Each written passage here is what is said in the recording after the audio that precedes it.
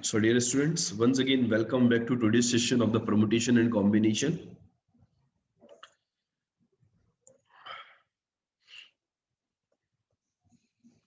आज का ये जो टॉपिक है जो अभी इस लेक्चर में हम पढ़ने वाले हैं, इसका एक बहुत ही बेहतरीन नाम है।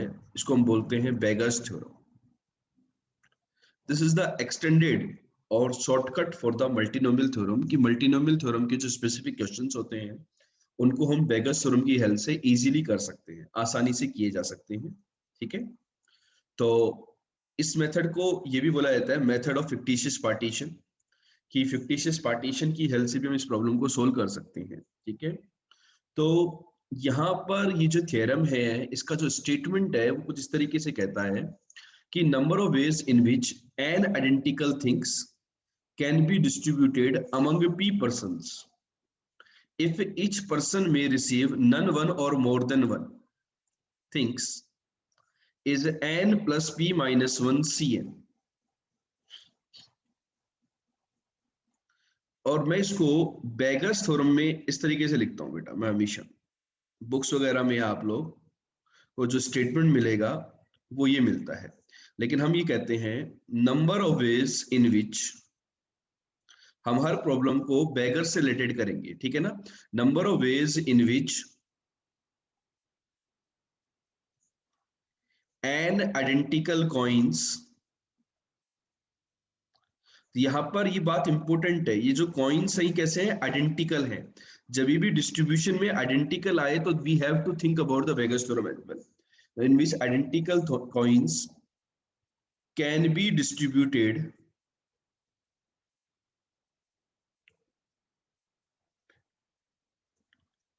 among p beggars। p beggars मान लिया हमने, can be distributed among p beggars if each beggar may receive any number of coins। each beggar may receive any number of coins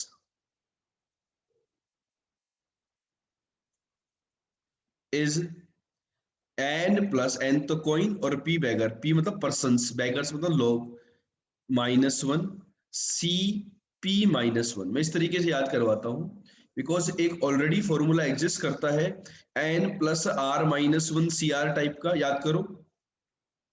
तो यदि अपन इस टाइप से याद करेंगे ना तो थोड़ा कंफ्यूजन आ जाता है कि ये वाला फॉर्मूला ये वाले फॉर्मूले में, ठीक है। तो चाहे ये वाला आपको पता ही है ना कि एन सी एक्स और N C N minus X एक ही बात होती है। तो अपर इंडेक्स में से मैंने लोअर इंडेक्स माइनस कर दिया तो ये आ जाएगा। अभी डेरिवेशन भी कर लेंगे फॉर्मूला कैसे डिराइव होता है, ठीक है। तो इस वाले फॉर्मूले का से कंफ्यूजन ना हो इसलिए हम लोग इसको इस फॉर्मेट में याद रखेंगे, कंफ्यूजन नहीं होना चाहिए। क्या कहना चाह रहे हैं कि भाई जैसे समझो कि पुलकित है, पुलकित के पास 10 कॉइन है, आइडेंटिकल कॉइन, 1 रुपए वाले, बिल्कुल एक साल में ही मैन्युफैक्चर, बिल्कुल एक जैसे दिख रहे हैं, आइडेंटिकल। जैसे जीरोक्स कॉपी निकाली अभी फैक्ट्री से उत्पादन की, आरबीआई से, आरबीआई ने उनका प्रोडक्शन करवाया और पुलकित को दे दिए 10 कॉइन 1 रुपए वाले, ठीक है ना। अब वो मंदिर में गया, अब क्या करेगा वो, मंदिर में गया और मंदिर में जाते ही उसने क्या कर दिया, भिखारी बैठे थे 10, मान ले 5 भिखारी बैठे थे, ठीक है। कितने बेगर थे बेटा, 10 बेगर थे और सॉरी 10 कॉइन थे और 5 भिखारी थे। अब वो क्या करेगा, किसी भिखारी से उसकी दोस्ती तो है नहीं भाई, पहले भिखारी को कितने कॉइन देगा, 0 भी दे सकता है, 1 भी दे सकता है, 10 के 10 भी दे सकता है। तो each beggar may receive any number of coins. इस बात से क्या मतलब है कि वो जो पुलकित है जो बेगर्स को जो कॉइन दे रहा है ना, एनी नंबर ऑफ कॉइन, कि जितने कॉइन हमारे पास पॉकेट के अंदर है हम उसमें से उनको कितने भी दे सकते हैं। ऐसा नहीं है कि दूसरे भिखारी से मारपीट करके 1-2 कॉइन ले लिए और उसको दे दिए, नहीं, ऐसा काम नहीं करना है। हमारे को वही कॉइन देने हैं जो हमारे पॉकेट के अंदर है। हमारे पॉकेट के अंदर 10 कॉइन है तो हमें 10 के 10 उसको दे देंगे, मतलब 10 में से कितने भी दे सकते हैं। तो इस बेगर के ऊपर कोई कंडीशन नहीं है, कोई फेवरेट बेगर नहीं है कि नहीं यार ये वाला बेगर तो मेरा फेवरेट है इसको मैं कोई एक्स्ट्रा दूंगा, नहीं। Each beggar may receive any number of coin, then you can apply this formula. तो बताइए यदि आपके पास नोट कर लिया तो बताओ बेटा, आगे मैं थोड़ा सा इसको डिटेल में एक्सप्लेन करता हूँ कि लेट्स से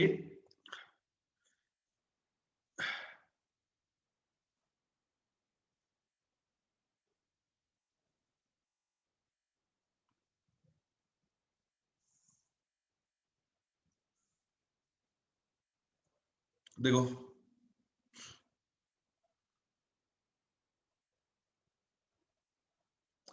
n कॉइन्स थे, 10 कॉइन थे, और बेगर्स थे 5, जो मैंने एग्जांपल लिया।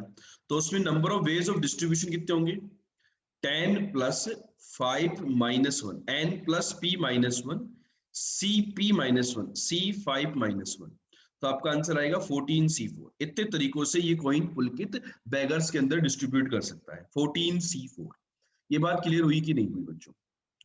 14c4, n plus 5 minus 1, C N minus 1, p minus 1। ठीक है, तो जैसे कि ये जो स्टेटमेंट हम लोग लिख रहे हैं यहां पर, इसका प्रूफ क्या होगा? इसका प्रूफ क्या होगा कि मेरे पास n कॉइन्स हैं या n आइडेंटिकल ऑब्जेक्ट्स हैं और मेरे पास p बेगर्स हैं।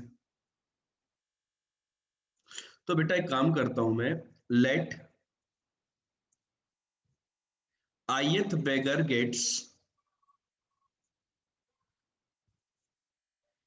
xi number of coins।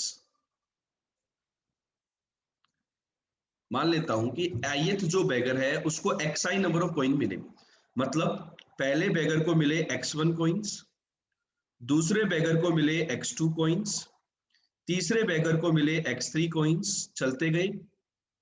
इसी प्रकार से pth जो बेगर आएगा उसको कितने कॉइन मिले? xp coins, x1 x2 x3 xp। समझ में आ रही बात ये?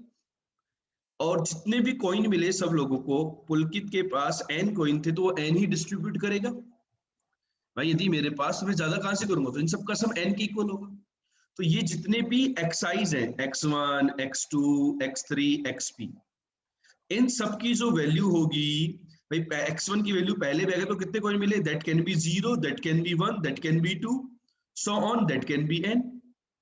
तो मल्टीनोमियल थ्योरम में हम ऐसे ही तो करते थे बेटा, कि यहां पर हमें इतने ऑब्जेक्ट चाहिए, तो this is nothing but coefficient of x की पावर n।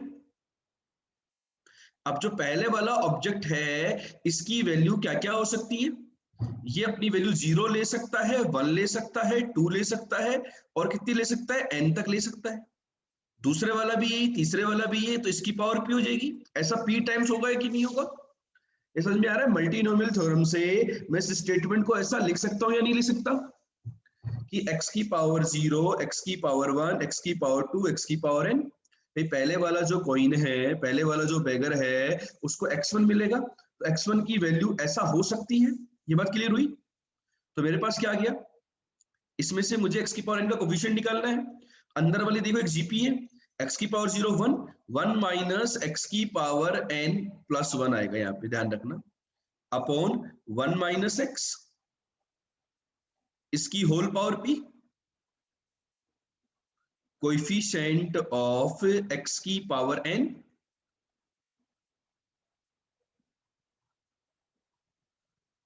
यस और नो?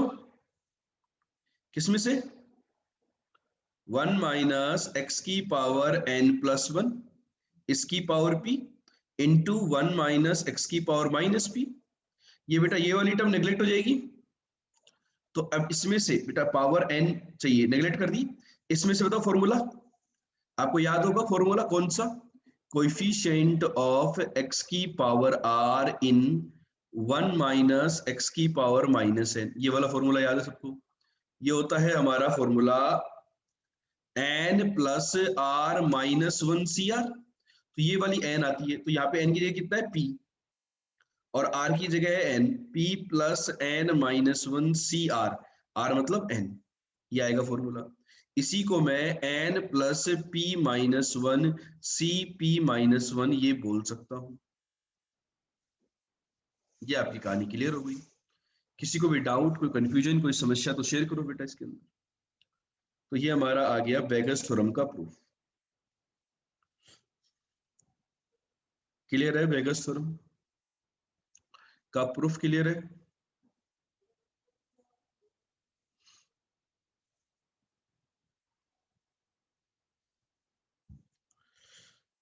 चलो नोट कर लिए, चलें आगे।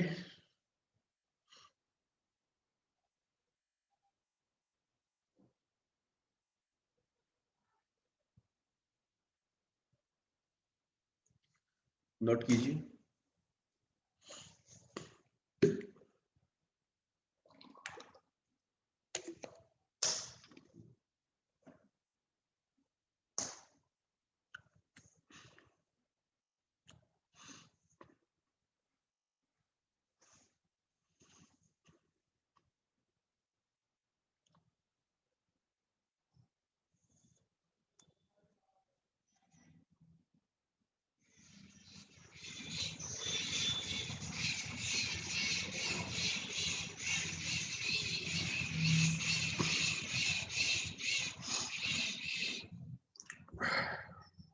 डन। कि n कोइंस को p बैगर्स में डिस्ट्रीब्यूट करने के नंबर ऑफ वेज ये होंगे। बस इसमें फॉर्मूला लगाने से पहले ध्यान रखना, एक ही कंडीशन है कि ईच बैगर में receive any number of coin. Zero से लेकर के जितने कॉइन हमारे पॉकेट के अंदर हैं, वहां से जीरो से लेकर के उतने नंबर ऑफ कॉइन्स तक वो बैगर रिसीव कर सकता है।